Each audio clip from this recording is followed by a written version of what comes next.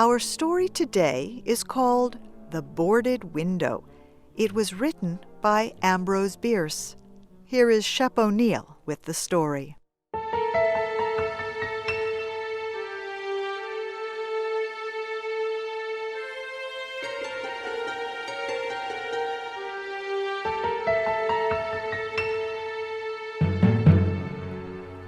In 1830, only a few miles away from what is now the great city of Cincinnati, Ohio, lay a huge and almost endless forest. The area had a few settlements established by people of the frontier. Many of them had already left the area for settlements further to the west, but among those remaining was a man who had been one of the first people to arrive there. He lived alone, in a house of logs, surrounded on all sides by the great forest. He seemed a part of the darkness and silence of the forest, for no one had ever known him to smile or speak an unnecessary word. His simple needs were supplied by selling or trading the skins of wild animals in the town. His little log house had a single door.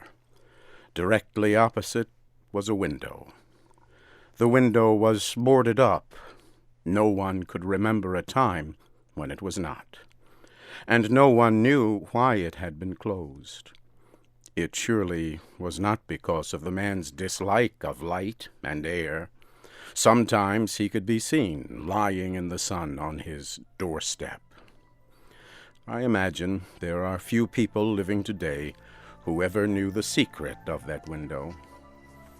But I am one, as you shall see. The man's name was said to be Murlock. He appeared to be 70 years old, but he was really 50.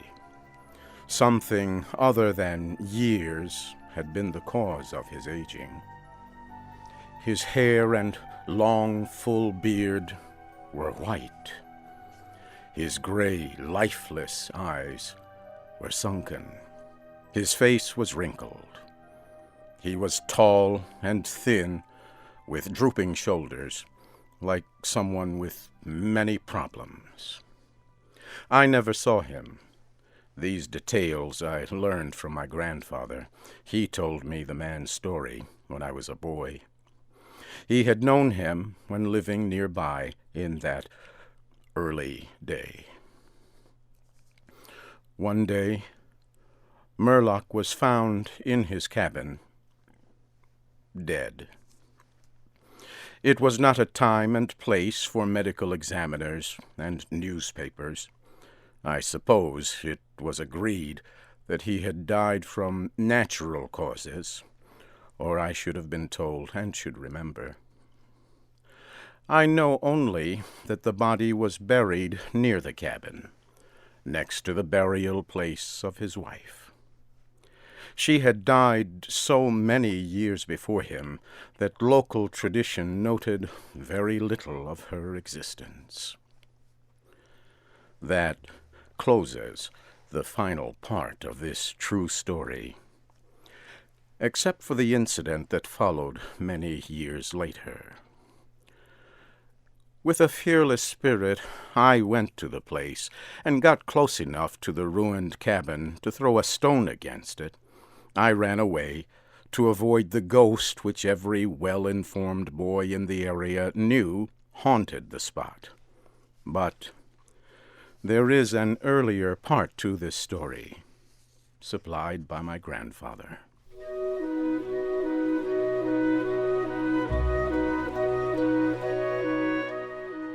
When Murlock built his cabin, he was young, strong, and full of hope.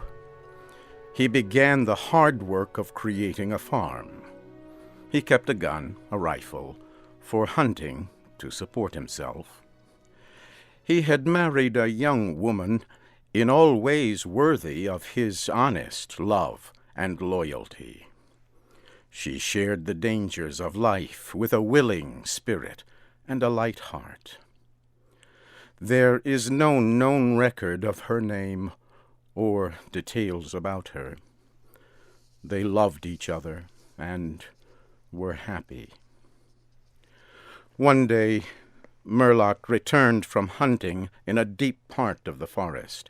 He found his wife sick with fever and confusion. There was no doctor or neighbor within miles. She was in no condition to be left alone while he went to find help. So Murlock tried to take care of his wife and return her to good health. But at the end of the third day, she fell into unconsciousness and died. From what we know about a man like Murlock, we may try to imagine some of the details of the story told by my grandfather. When he was sure she was dead, Murlock had sense enough to remember that the dead must be prepared for burial. He made a mistake now and again while performing this special duty.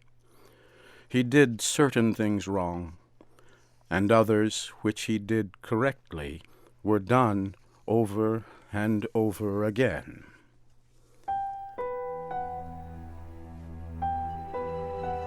He was surprised that he did not cry, surprised and a little ashamed.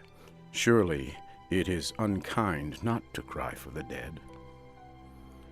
"Tomorrow," he said out loud, "I shall have to make the coffin and dig the grave, and then I shall miss her when she is no longer in sight. But now, she is dead, of course. But it is all right. It must be all right somehow. Things cannot be as bad as they seem." He stood over the body of his wife in the disappearing light. He fixed the hair and made finishing touches to the rest. He did all of this without thinking, but with care. And still through his mind ran a feeling that all was right, that he should have her again as before, and everything would be explained. Murlock had no experience in deep sadness. His heart could not contain it all. His imagination could not understand it. He did not know he was so hard struck. That knowledge would come later and never leave. Deep sadness is an artist of powers that affects people in different ways. To one it comes like the stroke of an arrow, shocking all the emotions to a sharper life. To another it comes as the blow of a crushing strike. We may believe Murlock to have been affected that way. Soon after he had finished his work, he sank into a chair by the side of the table upon which the body lay. He noted how white his wife's face looked in the deepening darkness. He laid his arms upon the table's edge and dropped his face into them, tearless and very sleepy. At that moment, a long screaming sound came in through the open window. It was like the cry of a lost child in the far deep of the darkening forest, but the man did not move. He heard that unearthly cry upon his failing sense, again and nearer than before. Maybe it was a wild animal, or maybe it was a dream, for Murlock was asleep.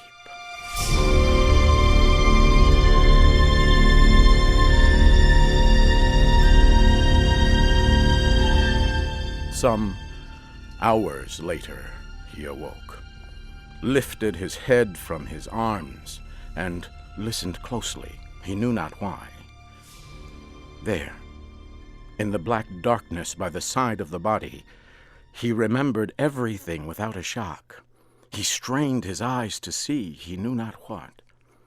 His senses were all alert. His breath was suspended. His blood was still as if to assist the silence. What had awakened him, and where was it? Suddenly the table shook under his arms. At the same time he heard, or imagined he heard, a light, soft step, and then another. The sounds were as bare feet walking upon the floor. He was afraid beyond the power to cry out or move. He waited, there in the darkness, through what seemed like centuries of such fear. Fear as one may know, but yet live to tell. He tried, but failed to speak the dead woman's name. He tried, but failed to stretch his hand across the table to learn if she was there. His throat was powerless. His arms and hands were like lead. Then something most frightful happened. It seemed as if a heavy body was thrown against the table with a force that pushed against his chest. At the same time, he heard and felt the fall of something upon the floor. It was so violent a crash that the whole house shook. A fight followed, and a confusion of sounds impossible to describe. Murlock had risen to his feet. Extreme fear had caused him to lose control of his senses. He threw his hands upon the table. Nothing was there. There is a point at which fear may turn to insanity, and insanity incites to action. With no definite plan, and acting like a madman, Murlock ran quickly to the wall. He seized his loaded rifle, and without aim, fired it. The flash from the rifle hit the room with a clear brightness. He saw a huge, fierce panther dragging the dead woman toward the window. The wild animal's teeth were fixed on her throat. Then there was darkness, blacker than before, and silence.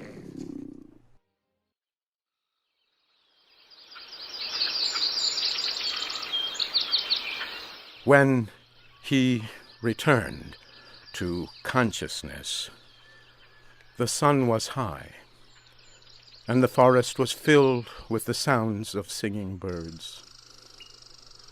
The body lay near the window, where the animal had left it when frightened away by the light and sound of the rifle. The clothing was ruined. The long hair was in disorder. The arms and legs lay in a careless way, and a pool of blood flowed from the horribly torn throat. The ribbon he had used to tie the wrists was broken. The hands were tightly closed, and between the teeth was a piece of the animal's ear.